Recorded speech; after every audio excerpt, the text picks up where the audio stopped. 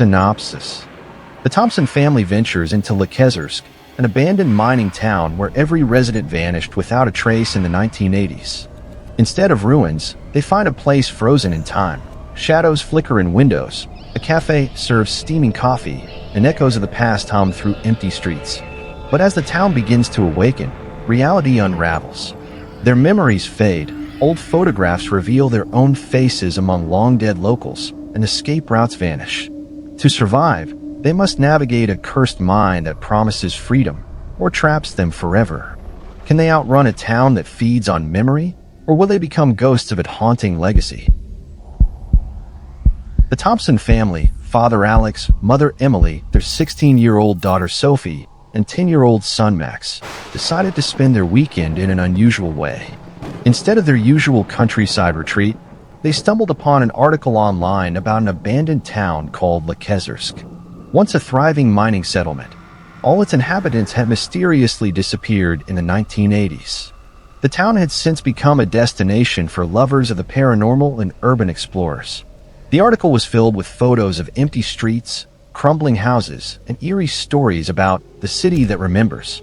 "Well, shall we take the risk?" Alex asked with a smile, showing the article to his wife. "Why not?" Emily replied. "The kids will find it interesting. Only if there are no ghosts," Sophie added jokingly, though a slight tremble in her voice betrayed her unease. "There's no such thing as ghosts," Max declared confidently, though his eyes sparkled with curiosity. The road to nowhere. The drive to Luchezarsk took several hours. The closer they got, the more desolate the landscape became. The surrounding forest was dense and gloomy, and the road leading to the town was cracked and overgrown with weeds. Finally, they saw a rusted sign, Luchezarsk, 2 kilometers. "Here we are," Alex said, stopping the car on the outskirts of the town. The town greeted them with silence. The streets were empty, the houses were half-ruined, and the air was filled with a strange, almost tangible stillness. "Well, shall we start exploring?" Emily suggested, pulling out her camera. The first oddities. At first, everything seemed normal. They took photos of the old buildings, peered through empty windows, and laughed at Max, who was too scared to go inside. But then Sophie noticed something strange. "Mom, Dad, did you see that?" she asked, pointing to the window of one of the houses. "What?" Alex asked. "There's a light in the window." Everyone turned to look. In one of the houses on the second floor, a light was indeed glowing. "Probably just a reflection," Alex said uncertainly, though doubt crept into his voice. A few minutes later, they heard footsteps. Someone was walking down the street, but there was no one in sight. "It's probably the wind," Emily said, though her voice trembled. The cafe that shouldn't be. When they reached the center of the town, their attention was drawn to a small cafe. The sign above the entrance read, "Cozy." The windows were intact, and a light was on inside. "This can't be," Emily whispered. "The town's been abandoned for 40 years. Maybe someone decided to restore it," Alex suggested, though he didn't believe it himself. They went inside. The cafe looked as if it had just opened. Vases of flowers sat on the tables, and a coffee pot steamed on the counter. "Is anyone here?" Alex called out. There was no response. Max walked up to the counter and touched the coffee pot. "It's hot," he exclaimed. "This can't be," Emily repeated, but her words were cut off by the sound of a bell ringing above the door. They turned around, but no one was there. The town comes alive. From that moment on, the oddities began to escalate. Shadows started appearing on the streets, silhouettes flickered in the windows of houses, and music from the 80s suddenly began playing from the cafe's radio. "We need to leave," Emily said, but Alex interrupted her. "We can't just leave. We need to figure out what's going on here." They decided to explore a few more houses. In one of them, they found an old photo album. The photos showed people who looked exactly like them. "That's us," Sophie whispered, pointing to a photo of the family sitting at a table in the same cafe. "But that's impossible," Alex said, though his voice trembled. "The town takes their memories." Suddenly, Max began to cry. "I don't remember how we got here," he said. "What do you mean?" Emily asked. "I don't remember getting in the car or driving here." I don't remember anything. Emily tried to calm her son, but then she realized that she, too, couldn't recall the details of their trip. Sophie also began to lose her memories. This town, it's taking our memories, she said. We have to leave before it's too late, Alex said. The attempt to escape. They rushed to the car, but the road they had come on was gone. In its place was an endless forest. This can't be, Alex shouted. Dad, look. Max pointed to an old map hanging on the wall of one of the houses. It showed a path leading out of the town. It's a trap, Sophie said. But we have no choice. They followed the path. The town around them continued to come alive. Lights turned on in the windows. People appeared on the streets, but their faces were blurred and their voices were silent. The finale. Finally, they reached an old mine on the outskirts of the town. A sign hung above the entrance, exit. This is our chance, Alex said. What if it's a trap? Emily asked. We have no other choice. They entered the mine. Inside, it was dark and cold. After a few minutes, they saw a light at the end of the tunnel. When they emerged, they found themselves back where they had left the car. Did we make it out? Emily asked. It seems so, Alex replied. But as they got into the car, Max suddenly said, Who are Sophie and Emily? Alex turned around. The back seat was empty. Emily? Sophie, he called out, but there was no response. The town had taken them. And now Alex and Max would have to return to save them, even if it meant becoming a part of Luchezarsk forever.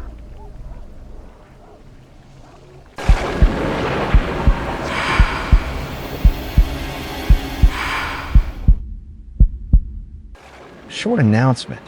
What if the hospital you ended up in turned out to be a trap? Where doctors are ghosts, patients are hostages, and every floor hides a new secret. This is the story of a group of people trapped in a strange hospital where reality distorts and the past returns to remind them of itself. They search for a way out, but with every step, they realize that escape is only possible by unraveling the mystery of this place. But what if the truth turns out to be more terrifying than they could have imagined? The seventh floor, Labyrinth of Shadows, is a story about fear, loss, and the struggle for survival in a world where the line between reality and nightmare blurs. Day 1. I had been suffering from frequent headaches for a long time. These weren't just unpleasant, they were so intense that I couldn't sleep, work, or communicate normally. Sometimes it felt like my head was about to split open. After several visits to doctors, they finally suggested hospitalization for a more thorough examination. I was ready for it, though I was nervous. Recalling my past visits to hospitals, I always felt a certain darkness, as if the walls of these places were soaked in suffering. I packed my things, a couple of books, a notebook with notes, and a diary where I wrote down everything that bothered me. These were my personal moments, my struggles. That day, I decided I would fight the pain. This hospitalization was my chance to get better. In the morning, I arrived at the hospital and was placed on the 7th floor, in a bright room with a view of the park and a memorial. Such a place could be calming, and I hoped my pain would ease here, even if just a little. The room was spacious, with high ceilings and large windows that let in soft sunlight. I was pleasantly surprised that the atmosphere here wasn't as gloomy as in other places. I quickly got acquainted with the medical staff. The doctors were professional and kind, and the nurses were attentive and caring. My roommates immediately caught my attention. Lily Tall, with striking green eyes and blonde hair. She was so calm that it seemed like everything around her slowed down. She helped me settle in, and we quickly found common ground. Then came Jake and Chris. Jake was tall and strong, with deep dark eyes and an intense gaze. He immediately offered to help when I was trying to arrange my things on the nightstand. Chris was quiet, but his warm smile made the atmosphere in the room lighter. By lunchtime, we were already sitting together at the table in the cafeteria, chatting and sharing stories. Lily told us she worked for a large company and, despite her confidence, felt lonely because she was an orphan and lived alone. Jake admitted that his life wasn't as rosy as it seemed. He was a lawyer but got his job through his father's connections, with whom he had a strained relationship.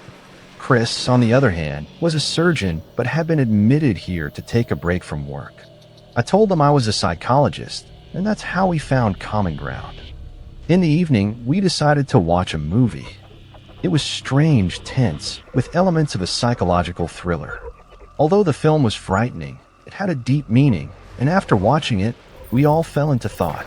At that moment, a nurse came in and gave us all injections. I was surprised because we had already completed our evening procedures, but no one asked any questions. We simply accepted it as normal. Day 2. I woke up to absolute silence. No one was in the room. It was strange. Usually someone was always nearby, but at that moment, I didn't hear any footsteps or rustling. Everything was dead silent. The window was slightly open, and a dim light from the hallway barely illuminated the room. I got out of bed, trying to figure out what was going on. Stepping into the hallway, I felt that something was off.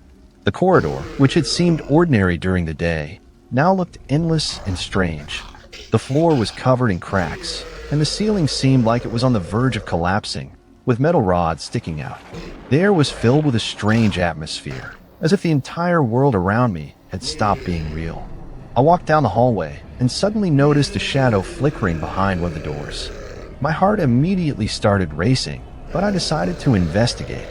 Approaching the door, I carefully opened it. The room was empty, with only faint rustling sounds and a light smell of dust. I called out, but only a shadow responded. I turned around and saw Lily, trembling with fear, hiding behind a bed. "What's going on? Where is everyone?" I asked. Lily didn't answer, just pointed at the door and whispered, "There's someone there." I felt chills run down my spine. We stepped into the hallway and, listening closely, saw another shadow standing right across from our room. Lily and I grabbed each other's hands and hid behind the bed. The door opened, and Jake walked in. "Lily, are you here?" he whispered. We sighed with relief. Once he joined us, Jake explained that he had searched the entire floor, but found no one. We decided to return to our room, but on the way, we ran into a nurse. She silently entered our room, and when she turned to us, I saw her face. It was blue, her makeup smeared, and she looked like a corpse. I couldn't believe my eyes. I screamed and passed out. When I came to, I was back in my bed. Lily, Jake, and Chris were in their places, but their expressions were strange and unreadable. We sat in silence, realizing we had all seen the same thing. Day 3. That night, we spent a long time discussing what had happened. Lily was terrified to her core, her eyes glistening with fear, but she couldn't explain what exactly was wrong. Chris, who always seemed calm and composed, told us something strange about the hospital. He said it had been built on the site of an old cemetery. In the 1980s, construction had to be halted due to strange incidents. Workers disappeared, and it later turned out that a cult had once operated there, performing dark rituals. After the cult was destroyed, people continued to vanish, and rumors spread that the hospital walls were cursed. "This place is cursed," Chris said. "The souls of the dead still wander these halls." We didn't know what to think. That evening, the nurse came again with injections. Lily refused at first, but we convinced her. By then, we were so scared that we couldn't resist. Day 4. When I woke up, the morning light softly filled the room. Everyone around me was still asleep, just like the day before. Tired of lying around, I decided to get up. Through the window, I could see the picturesque park with its green alleys and a light mist that gave the morning a mystical charm. The view immediately pleased me, and feeling a slight weakness from lack of sleep, I decided to take a walk there after lunch. Lost in my thoughts, I quietly paced the room, trying to process everything that was happening around me, but soon this woke the others. Their eyes showed curiosity, not the nightmarish terror that had haunted us, and somehow that was reassuring. Maybe we had really imagined it all, influenced by the emotions from the movie. Almost an hour had passed since we had been waiting for the nurse to come for our next procedure, but the silence was all-encompassing, as if we had entered some timeless void. It was almost noon, and even the usual noise of the hospital was gone. I exchanged glances with Chris and Jake, and we all realized something was wrong. We decided to go out into the hallway to see what was happening. It was empty. The lights were on, but there wasn't a single person around. We headed to the neighboring room, hoping to find out if anyone had come to them. When we entered, our eyes couldn't believe what they saw. The beds were made as if no one had ever been there. We checked the other rooms, and the same scene repeated.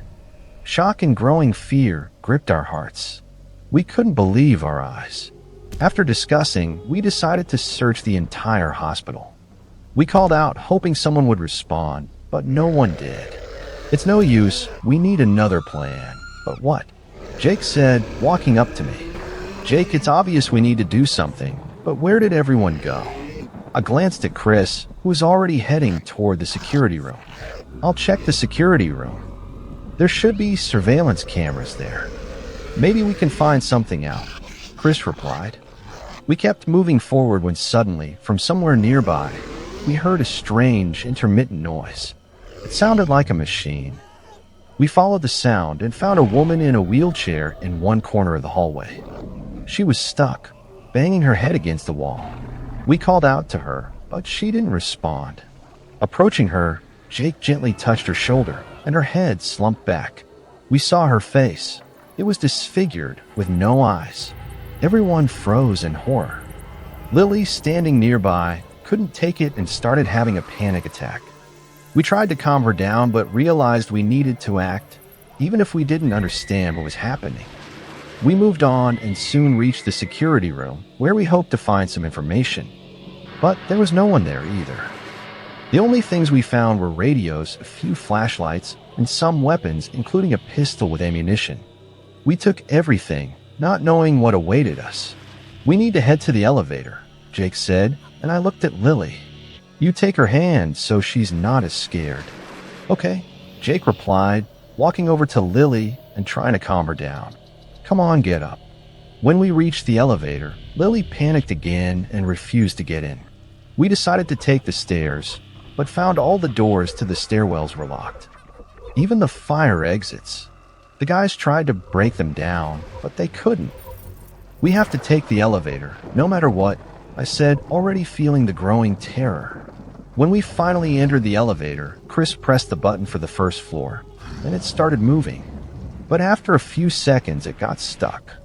The indicator blinked, showing we were stuck between the 6th and 7th floors. The lights went out, and a terrifying silence fell. Damn it! Lily exclaimed, panicking. I told you not to get in the elevator. Lily, quiet, Jake snapped. Your hysterics aren't helping. What do we do now? Chris asked. I'm not climbing out there. Chris, scared of elevators? Jake smirked. Yeah, I'm scared. I'm a psychologist, but I can't explain any of this. It doesn't make sense. Suddenly, the elevator moved, and the lights came back on. The screen started flickering, showing static. Then the TV turned on by itself. The noise became unbearable, the radio buzzed, and all the equipment around us started working at once. The lights flickered, and in the window, we saw a silhouette. It moved, and then it spoke. What is that? I exclaimed, horrified. As the silhouette approached, we realized it wasn't a person, but something else. Ghost? Before we could process it, the door to the room we had run into opened, and the ghost passed through it as if there were no barrier. I leaned on some equipment, and at that moment, everything went dark.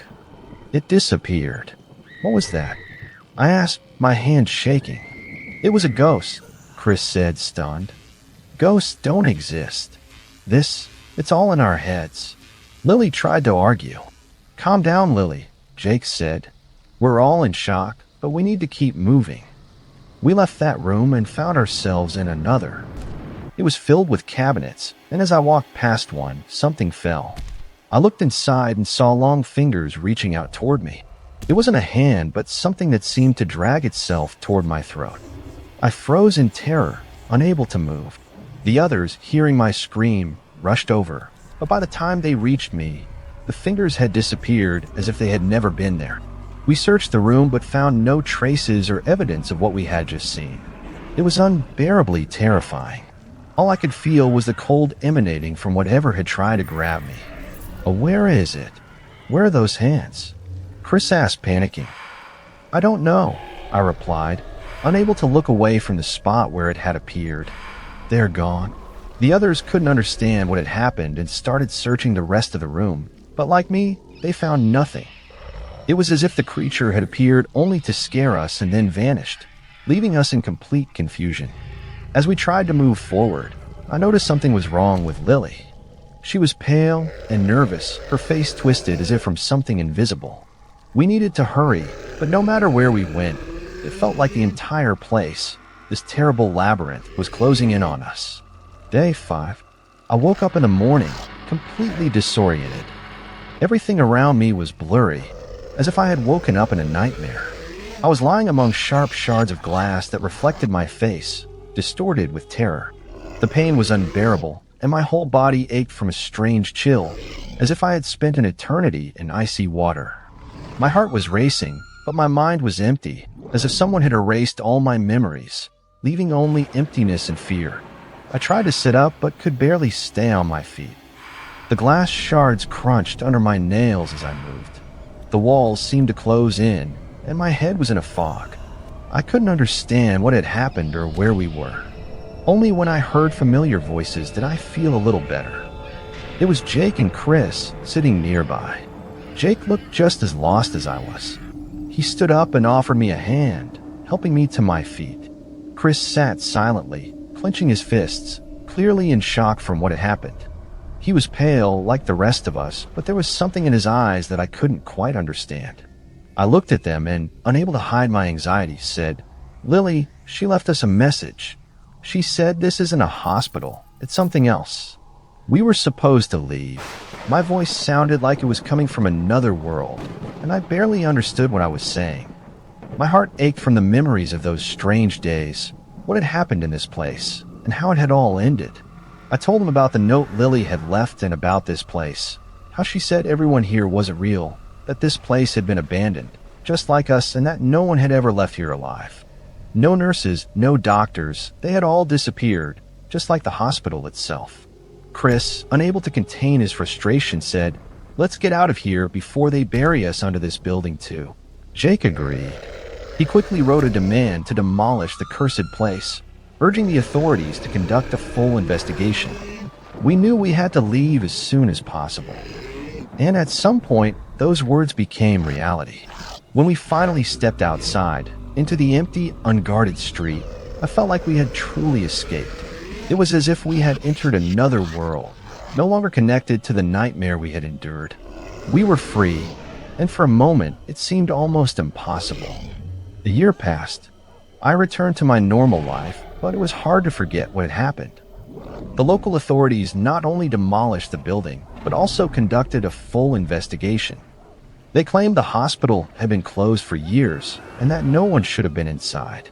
They said all the incidents involving the disappearance of staff were just rumors. But I knew better. That dark, mysterious place had left a mark on our memories. But here's the strangest part. Jake, Chris, and I stayed in touch, though with each passing month, the memories of that place and what we had experienced began to fade, becoming less significant. We tried to return to normal life, but one thing still haunted us. We always thought about Lily. Yes, we still couldn't forget her. But despite all our searches, all the conversations with doctors and investigations into the hospital, there was no trace of her. No photos, no records in the archives. And the same went for all the doctors and staff we had seen. They were like shadows. You know, I often think that hospital only existed in our minds, something we couldn't comprehend. It's absurd and terrifying to think we became part of some horrific experiment. Everything that had seemed normal to us was now distorted. Lily was gone. The hospital was gone. And no one was there. Just us. And the monstrous emptiness that had been watching us.